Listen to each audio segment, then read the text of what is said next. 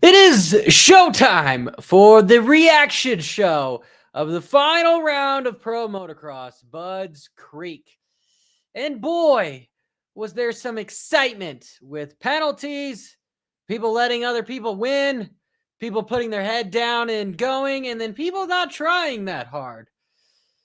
And more red flags, which I'm actually super pumped at AMA for sticking to their guns finally. I really, truthfully, not to make this sound more of like, make it more of a monopoly or make it more of just a corporation takeover of just almost like F1, but rules are rules. And I've heard for a long time that they've been treated like guidelines. And so it's nice that we are penalizing some of the best riders. And yes, I will get into what my title says because I'm a huge, I guess if I'm digressing, right? So I will just digress for just a little bit. I'll get back to the whole penalty thing, but Prado. Okay, I've been a huge proponent of Jorge Prado. These European guys, like Tom Vial, still one of my all-time favorite riders just to watch ride, and Prado is right up there. That dude is amazing on a dirt bike. He's young. What is he, 24, 25? But this was just one of those things where I don't know if I've ever seen it happen. Like for me to try to qualify 43rd at a national, I have to ride my ass off, right? That's just like, I'm putting my head down. I'm doing the best I effing can. But for Prado to qualify 43rd, you've got Jett, buck 51, right? That's pretty damn fast. Then you got to scroll way down here to see Prado. Look at all these 3 digits. Okay, got Bobby Piazza. These are still really good riders, but these guys don't have that much equipment. They're not factory guys. And then you got Prado here at 2:03, right? Literally 11, 12 seconds off the pace. Okay. To me, that is phoning it in. That is, I'm ready for the race to be done. I'm somewhat giving up. It's kind of like, well, I got my feet up here. I'm just chillaxing. It's Saturday night. It's, well, what is it? 4:14 Mountain Standard Time. So, let's just chill. Right? And then in the motos, he goes and rips some damn good starts. We know that motorcycle is fast. So what is it? I know it's not riding ability. We know, okay, the bike is fast, but sure. But to go out and qualifying and get a 43rd when you have 2 qualifying sessions, okay? So if you have, did somebody saying I blame crypto? Oh, no. Somebody else is going there. Other people are saying Deegan's not 1-1. Okay, I get it. I get it, guys. Yes, I will get into that.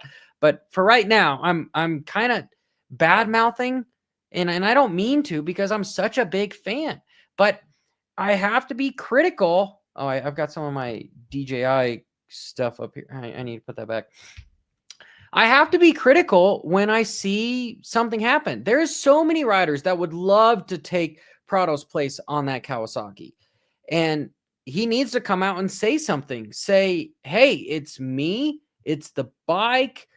He needs, when you put in a result like that, something needs to be said. And so I expect him to say something either on Instagram or Vital, somebody to come to him and throw a mic in his face. Because if I'm just speculating, I believe he's just 100% homesick. Okay. And is he trying to get fired? That's the question.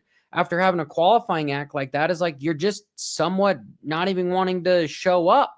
Right. And what do we see him after about 4 laps? He turns around, looks back, and he's just no mojo. Okay. So now there's all the speculation. Is it Epstein Bar? What's going on? I mean, you have to throw out the Epstein Bar because it just, everyone gets tired. It's 33 races. It's kind of the thing. Is it the pace for the guys here in America, which I don't believe any of that. The dude looks in shape. Talked to him in Colorado. The motorcycle looks fast. Yeah, I think there is a lot of setup. His talent is there, so he should almost be able to qualify in the fast 40 with his eyes closed. So to me, that's just lack of giving up. There's something not gelling with him at Kawasaki that I think he wants to get away from. Okay. Somebody's not getting along with the motorcycle or all of the above. But I wouldn't be surprised if we see Prado not race the SMX playoffs. Honestly, I got to look up to see where he's at on the actual. Maybe can I take a quick Google here? Here, you guys can do it with me live. Since I got my feet up, might as well. SMX play. Am I spelling stuff right? Play. Yeah, can I spell play? Playoff points. He's got to be in the top 20. He just has to be. Okay, Tomac is 10. Joey Savacci. Prado's 14th. To me, this is now making somewhat of an if statement if he's going to race even the SMX playoffs. I know there's lots of money behind it, and that would be the only reason to go is because he's guaranteed a spot. But JT said his plan is to race on the Cowie. Yeah, he should be racing, but does he want to race? And with this performance, I want to say he doesn't want to race. Okay, a guy that goes 11-13, if we look at what his points were for the overall, 11-12th. That is just kind of just phoning it in. For Tomac, I fully believe that Tomac was riding hard for a 5th in the first moto, and then 8th the second moto. He's like, I'm locked in. The championship's over. I got 3rd. I didn't win anything, which is kind of a bummer. Truthfully, I think he should have just came back for SMX, but in order to be inside the top 10, he had to. If that's how the circus is run, they're making guys ride the moto stuff, and it's a lot, but I do like the SMX stuff. Just the whole, there should be some money on the line for the points there to just give it a little bit more for guys to want to come in here for the SMX playoffs. And so I guess that's all I will really say is like now I'm finally being a little bit not on Prado's speculative on Prado is for one, I was just almost in my mind guaranteed that it was a bike issue. And yeah, I've constantly kind of said that he's homesick, but these things are all sort of just coming to a head. And I don't know if he's going to stay here in America or he wants to stay here in America. He's a young man. You got to have a good support system. I truthfully believe that he is just not necessarily trying to get fired. Like that's some clickbait for sure, but I did have a question mark in there. The point is that I think he's better when he is loving life.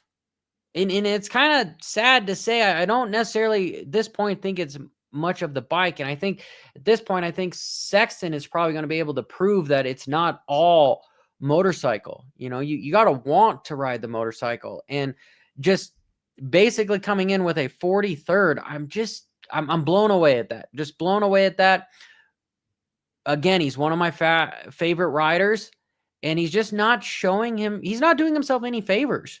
Right? That doesn't help the ego at all. Motocross and supercross is a very egotistical sport. You walk around with your chest out. I mean, even the media guys do it. Everybody does it. Like, they don't say hi to anybody unless you say hi to them. It's kind of this F you attitude everywhere. The start's the same way. Like, it's a very egotistical sport. But then if something goes wrong, make sure that you protest them. Gotta protest them. That piece of shit, I gotta protest them.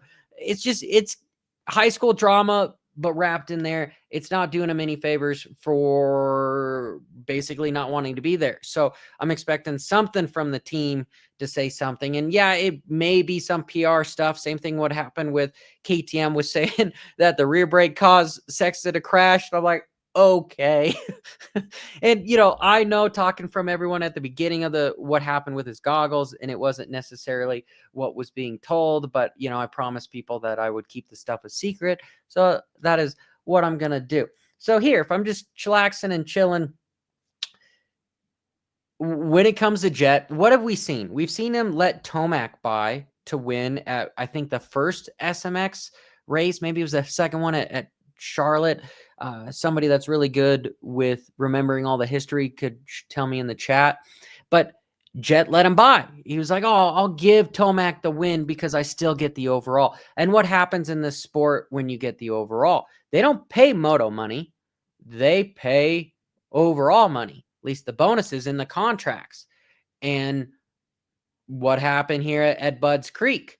You have Hunter, can't pass the star Yamaha rider of Justin Cooper, who doesn't get enough clout. That SOB dude knows how to ride a bike, and he has been doing some job security for sure, even though his team was like, hey, here's a provisional contract. If you meet these circumstances, it finishes, we'll give you another ride. And that's what he did in Supercross, so he does have the ride. But my point being is he's had to always fight for it because he's got the guys of Tomac, which is a legend. And then you have Cooper Webb, which is a mental phenom. I mean, Jeff Emick even talked about it on my podcast, saying that dude shouldn't have won as many championships as he has, but he's just mentally tough. We're talking about ego, right? He is one of those guys that can definitely turn it on when he needs to. But my point being is Hunter finished third that first moto, and then you have Jett winning it. Out front, 80%, managing the race at 8 seconds. If he was Stewart, or if what he did wanted to do with what Deegan did and just throw it down, he would have won by 30 seconds. I have no doubt in my mind that he would have been able to do that. But Moto 2, his brother gets the whole shot. The only time that I see him passing his brother is if Cooper catches Jett and is pressuring him to pass him.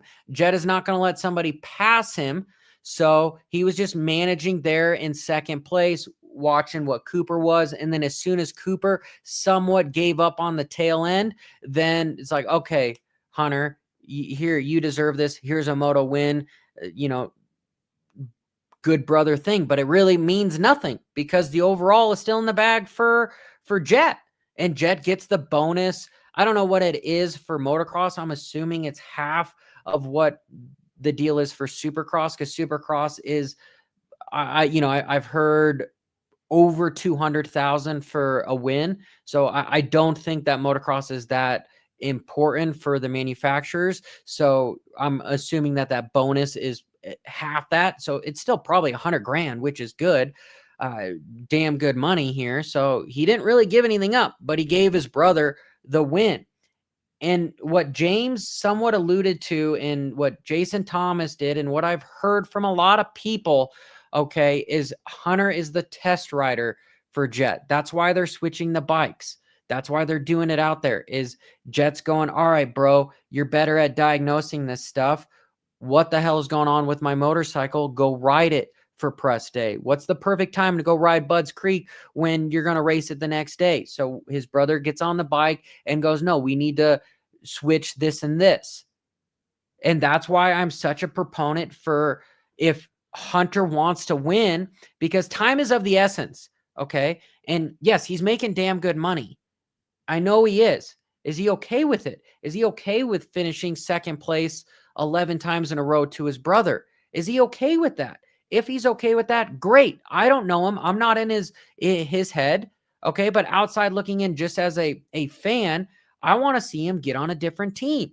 Take his talents of testing, because it's not just about raw talent. You have to have the machine work well for you. It's got to gel with you. You've got to be able to talk to the data guys to say, hey, what is going on here? Oh, this is what's actually happening. It feels soft. And then the data guys are like, no, it's actually hitting the stroke. It's too stiff. Okay.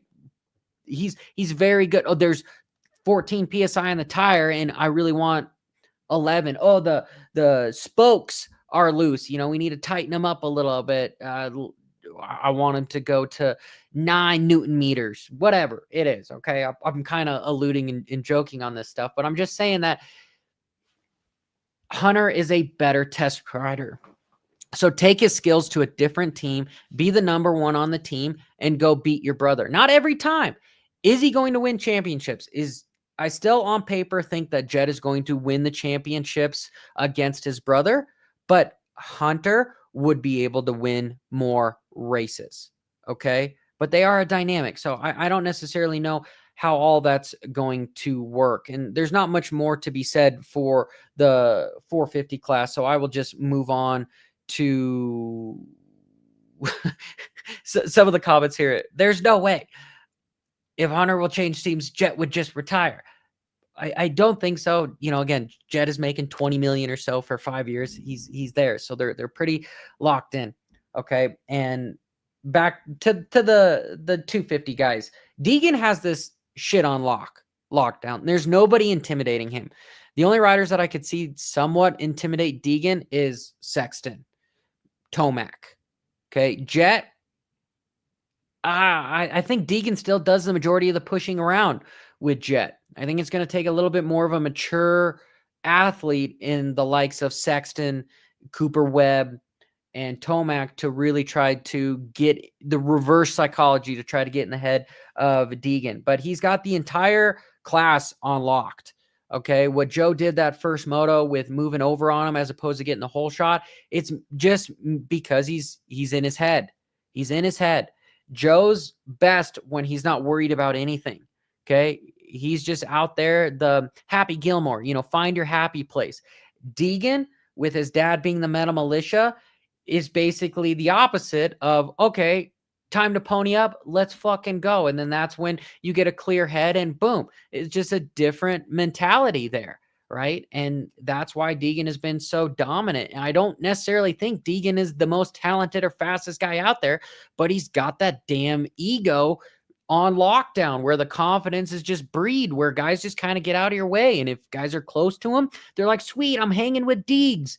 It's not the other way around there. And so I guess I will say a little bit about the whole penalty.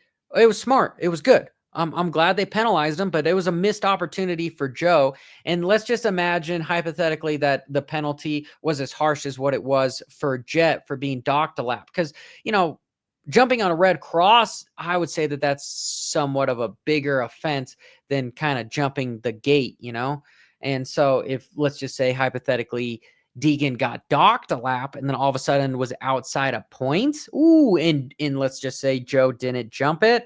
This is kind of like best case scenario for the HRC Honda boys. The race was on, but that didn't happen. Joe somewhat missed an opportunity by jumping that because even that 5 points would have made the difference between not clinching the championship right there. I believe. I'd have to do some math here, but this is right after the race. So, I haven't taken the time to do the math. And am I pretty good at math? I'm honestly really good with numbers, but anyway, that's tooting my own horn. We'll get out of that. Being humble, I'm not that good. Anyway, we got to talk about Cole Davies coming from just chilling in 22nd. I think that last moto he finished 17th, which shows you that this guy is young. Okay.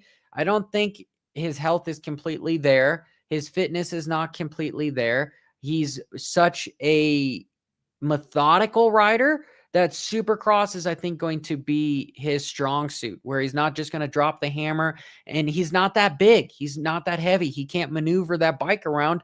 And when it gets rough and really push over his riding ability is kind of where it's at. And it's real fast. It's fast enough to lead the moto for a while. He's proven it. And I still have a constant, I will stand my ground saying that Davies is the most talented 250 rider right now. Hands down. Okay. Now you just got to work on that confidence deal. That's the thing that happened at Denver where, if you guys all saw the interview with Emick, where Emick kind of called me on my shit when I said, it was a takeout because he fell over, but it was somewhat of a back and forth. Deegan was getting in his mind because, back then in qualifying, he did the same thing and took him out. And it was just, he was playing a game. Part of racing motorcycles nowadays is not just lining up and going. It's playing a game. It's strategy. That's Deegan's strategy. And, he's a tough SOB. So he's able to make it move, but it was not necessarily a takeout. It was more of just like a block pass. And Deegs ended up, Davies, they're both, Davies ended up knocking into Deegan and went down. Take it however it was. Just take it that I changed my attitude on it. Different story from being there live to not, but I'm digressing. I'm moving too on. My point being is he was fighting pretty hard for that first moto win here at Budds Creek. And I was like, okay, team orders, let's go. What's going on? And I'm thinking the team orders were, hey, if he shows you a wheel and he's going to get around you, don't take him out, let him by. And so once you had Deegan come up the inside and it was a clear pass, Cole Davies like, okay, cool. You need to win the championship. I'm just here for SMX points. Let's be it. Boom. Right. And that's the deal. And honestly, it's good for Davies to not have to race Deegan. I think it's going to be, they're not going to be on the same coast next year. Just bet a bottom dollar, because I am a betting man. They're not going to be on the same coast. The team is going to be like, Davies, you go win this. Deegan, you go win this. And Davies is not going to have to race Deegan until he's on a 450 and much more mature in his early 20s or right at 20. So that we're going to have to wait to see that. So the only times we're really going to see them race against each other is going to be the East-West shootout stuff. Hi, Sprocket. I'm glad that you decided to come hang out with us live. Please, everybody hit that like and subscribe button for Sprocket. What else could we talk about between there and the 250 class? I have no idea what's going on with Tom Vial. Is it a European thing or what? I don't know. Talking with Styles Robertson this last week, saying how fast the tracks are. Pretty much at Budds Creek, I'm at the end of the Moto 2. It seemed like a lot of those guys were just kind of, oh, sweet, it's over with. We're done with. And it would have been nice to see Deegan race the 450 against Jett. That would have been the cool race to see, but we didn't get to see that. And so I guess I should just kind of wrap this up because there's not much to talk.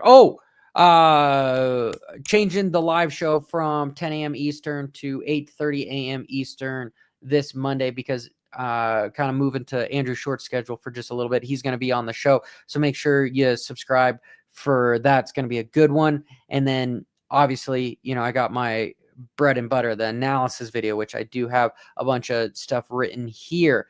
And so that'll be sweet. And I'm working on getting my ass to the MX of Nations. So that'll be cool too. So if you guys are going out the door, leaving this video, make sure you hit that subscribe buttons because I know a lot of you aren't actually subscribed. You're just viewers. So let's turn the viewers into subscribers. But till next time, keep it WFO.